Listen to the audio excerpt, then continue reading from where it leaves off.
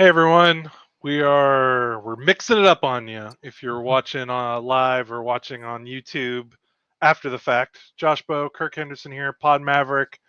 After dark, we are back with a post game recap in the middle of July. How can that happen? Well, it's summer league, and Kirk is.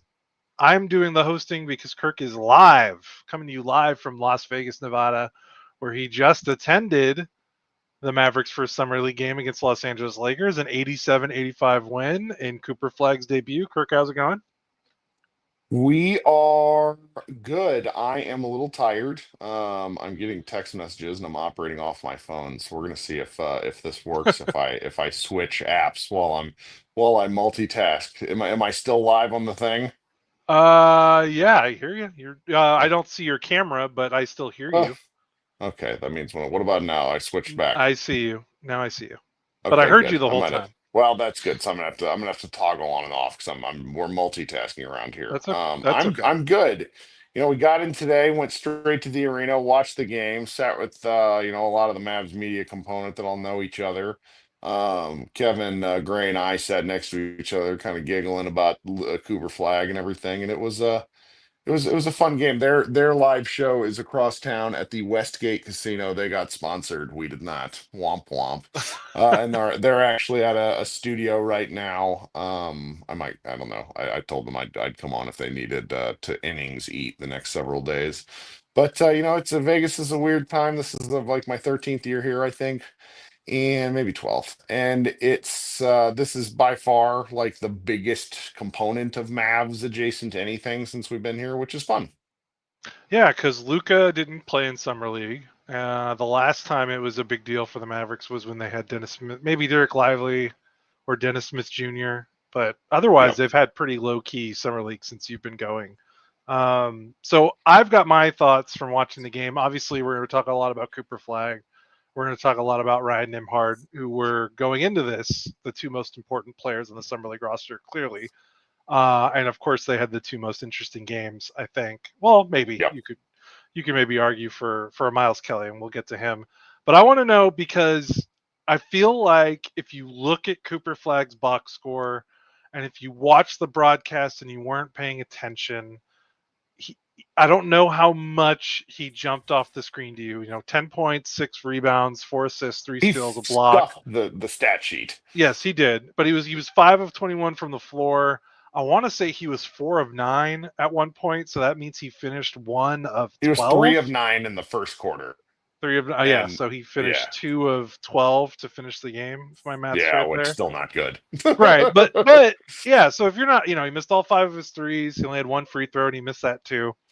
So you look at it, you're like, oh, okay. But you were there, and you messaged in Slack a couple times about this. Tell me why, from your vantage point, being in the arena, why was it an impressive debut for him? Okay, so he's since said some things in post game that I think we can talk about. You should go check out Mike Curtis's Okay, I'll feed if go you look want to that up see while you're some of what talking. he said.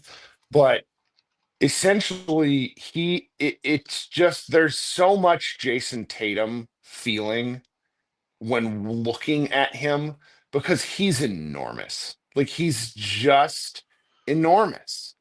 And he looks strong and he's out there. He's so athletic and balanced. And in the early portion of the game, before his sort of shooting woes got the best of him, there were a couple of instances in the fast court or in the fast break where he's handling the ball, he's getting bumped, he's not getting pushed off his spot on the dribble. And again, he talked a little bit after the game that that was the most he brought the ball up in like his entire life, which made me laugh. Something to that effect, at least. And he just looked really fluid playing basketball. And so if you're here kind of wanting to criticize elements of how he played tonight, I'm pretty sure he said in post game that that's like one of the worst games he's ever played. Yeah, called Summer League debut one of the worst games of my life. I know he said that. He said that with media after the game. I know that was his off walking off the court TV interview. He also said something like that too. Because And he's a we're just like, that's the thing, right? He's a maniac, like well, competitor. well Like and so I got a chance during the game to talk with Sam Vicini of the Athletic, who's a big time draft guy, as always. If you know him or follow his work, He's just sitting there and he's talking about how the guy is just lunatic competitive, quiet psychopath kind of thing, not super in your face or anything, as much as he is, he's just going to constantly keep coming. And you could see that in the game. You could see that he felt like he wanted to dominate the game. He And did. you're watching him play, and some of the things that he did, there were a fair number of missteps. Let's not, yeah, 6 rebounds for as much as he was on the floor. I felt like he was out of position fairly frequently. Yeah, he got But beat a couple times, but Mhm. it And happens. just missed kind angles and Yeah. jumps. And he said after the game, he's not in game shape, and that's just gonna, that is what it is. It made me laugh considering all the Luka Doncic stuff that we had to talk about over the years. But there was just a there. He's the youngest player on the court by a country mile, and he was just so fun to watch, so physical, and you could just see the vision with why he was the number 1 overall pick pretty clearly. I was getting a lot of messages to the effect, and it's like very clearly, and I'm just gonna be honest. If you're shitting on him after 1 game, then you haven't watched any of his other games, and you really don't know what you're talking about.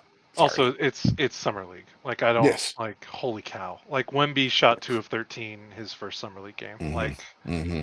summer like anyone who like you could be disappointed that he didn't have maybe a better performance, but anyone legitimately trying to be like, "Oh, I don't know. I thought you guys said this guy was good." I Hmm. mean, I don't even want to respond to it. Like it's not No. where it's a level of discourse that doesn't even need to be acknowledged. It is literally One his person first summer said to league me game. something interesting that I thought, he's like, well, Cooper needs to get stronger. And I think that's fair as like a general take, but I Yeah. also was very impressed with his strength.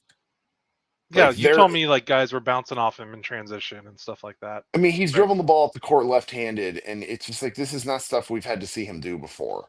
Also, considering how much he touched the ball, one Mhm. turnover. I mean, I and mean, he put up 21 shots and he was handling the ball full court well, he was a foul pressure. magnet from outside the lane. I think he drew 6 fouls from Lakers pressure, and Yeah, he didn't have just the 1 turnover. So that's pretty remarkable in and of itself. right. Um, And my it's friend pretty Dwight said that he's going to get a generational whistle, and I think there's something to that. Because I think players are going to test him and his handle all year, and that's just going to be something that we get to see evolve in real time. yeah, and it's also clear, they had 3 days of practice before they Yep. came over here. Um they like they didn't do any like they literally just rolled the ball out to him and let him he isolated the entire I the didn't love entire that. game. Didn't Huh? love that. You didn't love that? Yeah, I mean, like it was very clear that they wanted to go into this game and be like, "Hey, go get shots up, go attack," and they didn't. Like he barely set any on ball screens. Not until in the fourth quarter, I think, is when he set more than a couple in a row. He was, I mean, and then even when he had the ball, he wasn't really working in the pick and roll a ton. Like Right. maybe a handful. I mean, he was literally just giving him the ball, clearing out, and then he was going to work 1-on-1, which is fine because he's gonna need to. That's probably the area of growth he needs the most offensively in terms of Yep. what separates him from being like an all-star to like all NBA is going to Yep. be how quickly he can be his ability to self-generate offense out of nothing, Yep. or out of the And pick and roll. if you didn't like the threes or you didn't like the shots, sorry guys, this is not a professional podcast. I'm getting stuff ready. I'm trying to do multiple things at once. I get it, but the margin for error in these games is high. Like if you don't like the number of shots he takes, then tell me who else you want shooting the ball. Yeah, the Mavericks shot a crisp 9 of 28 from three, which is kind of funny. I think you made the joke that they were settling Cooper right at home for what his spacing will look like with the NBA team with his when the season tips off later, which I thought was kind of funny. Sure. But yeah, like this was totally like they're gonna experiment with him here. Like he will not be. I mean, there might be some games when he grows into it he will not look like this in his first game. Like he will not be shooting the ball 21 times. He will not be isolating as much as he has. And so the things that I was watching for, because obviously that stuff is going to, he had a bad shooting night on a night where they clearly told him, hey, go shoot a lot. Hmm. That's going to, whatever. My thing was watching the other stuff. He's really something in transition. Like he only Mm, got a few opportunities, But man, he is go pedal to the metal, If go go he would have go. dunked on Christian Colocquo, he missed a dunk with one of the most athletic plays I've seen from a Maverick in summer league. Like it was out of control. He missed the dunk, but he was so high and he was so willing to make that challenge. And it was on a break. And, he did handle the rock on the break a fair Yeah, number of times, yep. but he also was the recipient of a couple early in the game where I'm sitting here thinking, this is why I've been very uncomfortable with the lack of Mavs guard depth. Because I think if you have him handling the ball more often, you're taking away something that he's quite good at. Yeah, finishing. So, Let him finish the transition opportunities instead of yep. start them. But I thought he also like his decision making was really good. Like again, we talked about the one turnover. I felt Hmm. like he read the floor well. He wasn't, we got to get this out of the way. He's going to be compared to Luca because how could he not? Luca was literally Sure. drafted what now 7 years ago to be the next like phenom. Now he's being Right. drafted as the next. Now he's the next guy with the keys to the franchise. Like Luca was the most prepared offensive player to enter the NBA in the history of the NBA. I mean, even maybe like LeBron, maybe Kevin Durant, but even like there has never been a more prepared rookie to enter the NBA than Luca in terms Yep. of someone that can control offense and run offense. Like I don't know when, if or when we will ever see a guy enter the NBA like Luca ever again. Like it's like he, he won the freaking MVP of the second best professional basketball league in the world before he played, his first game in the NBA. Like it's just different.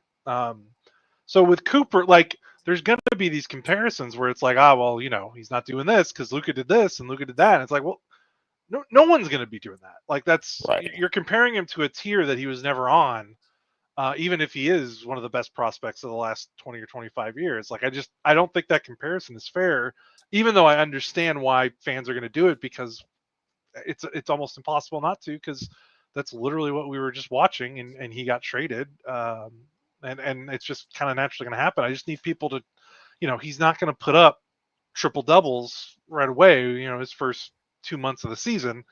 Um, so having said all that, yeah, I thought his decision making and the way he processed the game was pretty good. And Hmm. yeah, that doesn't mean he was dropping dimes in the pick and roll and making full court passes in transition for run out layups. But like he seemed to be making the right play at the right time and didn't seem to get flustered with the ball in his hands.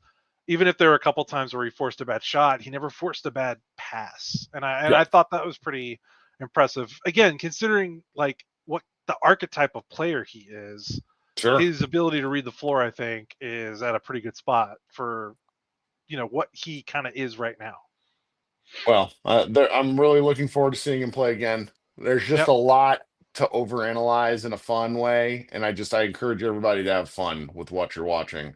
Let's Do you talk want to Andrew Nemhard real do you quick. want do you want to take a break real quick before we do that, or do you care We about don't it? know. Let's not do. We don't even need to Okay. do a break for this one. We'll be Okay. under 20 minutes. It's Okay. fine. Yep. Let's do around Nembhard. Nembhard is small but Yep. wide. He gave me. I don't. This is probably not. I don't mean this is like a skill comparison, but like there's like Fred Van Vliet ish to, and I've never seen him play before, so don't yell at me if that's a terrible comp, guys. But he was broad and strong. He played patient and under control, and was largely the reason the Mavericks won that game. Hit the Him game and winning shot. yes, did he? Uh, yeah, he did. He hit that three Yeah, he pointer that did. gave him the. Yeah, that's what gave. That was their last bucket. That was the 87 to yeah. Yeah. Anyway, Yeah. he was great. He was under control. He settled the offense, made a lot of tough baskets. He's not on this team to make a lot of tough baskets, but he did anyways. And I enjoyed watching him play. Yeah, he kind of did everything. When the Mavericks signed him, everyone was kind of like, "This is kind of outrageous." Famously, Bill Simmons was like, we need to extend. We need to make the draft longer if a team like Dallas can just sign a guy, undrafted free agent like Ryan Nembhard. Because again, he led. Did he lead Did he lead Division One in assists per game? I mean, he got close. He Yeah, was like what, he like was pretty 10? He was amazing. like 9.9 or 10 assists per game. Funny enough, led the team in scoring and was the second lead, second leading scorer in the game. Was kind of looking for his shot more than the pass, although he did have 5 assists. But Yep. uh, his mid-range game, like his pull-up midi, I mean, that was great. And that is a shot he will get in the NBA with the way defenses are compromised with all this spacing and shooting. Defenses will let some guards walk into a 16 to 18 footer because they don't want to give up the rim and they don't want to give up threes. So what are they going to give up? You got to give up something. You can't cover everything. So modern NBA defenses will allow that shot sometimes. Of course they'll change and adjust if he becomes really proficient at it. But yeah, Yep. that was really cool to see him just kind of take that shot, and that was his weapon all night. And then he got to the rim a few times.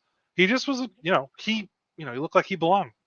Now, and honestly, this was a fun basketball game. There was a lot of runs. The Mavericks ended the third quarter on an 18-2 run, which was pretty funny. It looked like they looked like they were going to dominate the game, and then the Lakers put them on their ass for most of the second quarter. And then that extended into the third quarter, only for the Mavericks to finally wake up in the final 6 minutes of the third, only to give up the game again. And then it was just like it was nice. It was like an actual basketball game from start to finish. And that's not necessarily the case with what we always have watched over the years.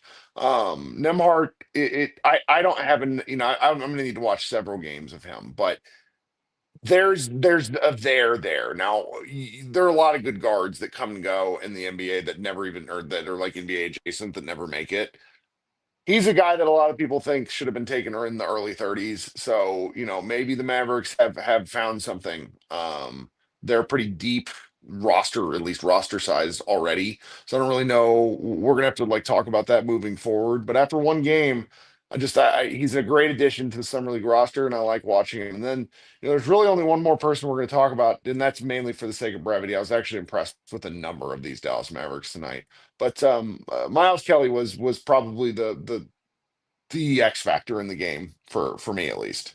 Yeah, and he's the other two. He's on a two-way deal, right? I think he I don't is. know if he is. I that sounds right, but I mean, I've honestly, guys, it's like once Yeah. you get Flagg, it's kind of like I'm not paying attention to this stuff. Yeah, I know Nembhard is on a two-way deal. Oh shoot, I Yeah, it got looks like he's Nembhard's on a score yeah, he's on a wrong. two-way deal. They took away a Uh, point from Nembhard. oh no, how dare them? I've wrong. I've had it wrong in my recap for like 15 minutes. Yeah. Well, yeah. I'll Miles fix it right Kelly now. is yeah. Miles Kelly is also on a two-way along with Nembhard. So he was a really good shooter in college. I don't know a ton about him, but he was like a 40% shooter in college on a decent amount of attempts. He's kind of smaller. Like he looked kind of small out there, like because I'd never really paid attention to him, so that was kind of the thing that kind of jumped out to me. But other than that, like I mean, off the dribble shooter, like yeah, he was great. 3 of 8 from three. Had a couple of nice scores on closeouts when the Lakers were like, "Oh, we gotta chase this guy off the line," and then he made a couple of 2-pointers off some closeouts. Like that was nice. And they are gonna need this team outside of Clay with Kyrie hurt, like they need as much shooting as possible. I mean, he's a two-way guy, so he might not ever play. But if there's ever like if it's December or January and a couple of guys are hurt and they just need someone, they're going to need shooting for sure. This roster, even at full strength. So I don't know how much he'll play, and let's see how the rest of summer league looks. But he's, that's a resource of the two way if he can really shoot the ball like this. I just know he was fun. Yeah, well, we got another game Saturday. Pretty sure Flagg's going to play again. Flagg He versus played Harper. more. He played more than I thought he was going to He play. played Honestly, a he played ton in this game. 32 minutes, and I think he wanted to win. I think he was like basically. I was sitting on the far baseline, so I couldn't tell you. But my guess is he was pissed that he was missing shots and wanted to get back in there and try to do something. Just even that, and it just nothing went down. I mean, he was horribly short on some of his final buckets. It was pretty funny. Yeah, he didn't So score. I don't think he scored in this. Did he score in the second half? I don't think he did. I don't think he did. Yeah, I know he No. didn't make a. Yeah, because he didn't make a because he was 5 of 15 at halftime and he finished 5 of 21. And he didn't make a free throw, so he did not score in the second half. But Yeah, I yeah, mean, that's okay. just quick shout out to some of these other guys that I was Jordan Hall. He had a couple of buckets when the game felt like it was getting out of hand. Gabe McLaughlin had a McLaughlin couple. Yeah, in the yeah, there's just some good stuff from random guys so that we don't know much about, and I'm looking forward to watching them. So yeah, let's wrap this one up. You and I'll be back at some point, either probably Sunday, just because the Saturday game. It's we're both going to watch, but I think it's going to be difficult for both of us to record. Or maybe you'll record and I won't. we'll see. Yeah, you got to go hobnob it with the Well, media elite in Tyler's out Vegas. here, and Tyler and David are out here. They're having a good time. They really enjoyed. Like I talked to them a little bit about the summer league atmosphere. It was a great game to be a part of. Yeah, that was fun. The crowd was fun. That was like a sold out arena. Yeah, they were getting into it. So I'm glad that translated pretty well on TV, the environment. So, all right, well, you have fun. Stay out of trouble tonight. We'll wrap it up. You know, if All Matt right, Moore's there, yell at him. he's not. Uh, oh, okay. Well, that's fine. Well, we got plenty of other frenemies out in Vegas, so Oh just yeah, no, don't. I saw a lot. I mean, Dallas is such a big city, and I don't go to a lot of stuff, so I saw a lot of people I don't normally see. So it's nice, Yeah, good. Yeah, have some fun. We'll talk We'll do. later. So thanks, guys. We're gonna wrap it up. Pod Maverick After Dark. Mavericks beat the Lakers 87-85 in their summer league debut of Cooper Flagg. He had 10 points, 6 rebounds, 4 assists. And then Ryan Nembhard, the other kind of standout, 21 points, 5 assists, hit the game-winning shot with like a minute left. It was fun to watch. So now they play number 2 overall pick Dylan Harper on Saturday, and we'll talk to you guys sometime after that. You guys take care. We'll talk to you later.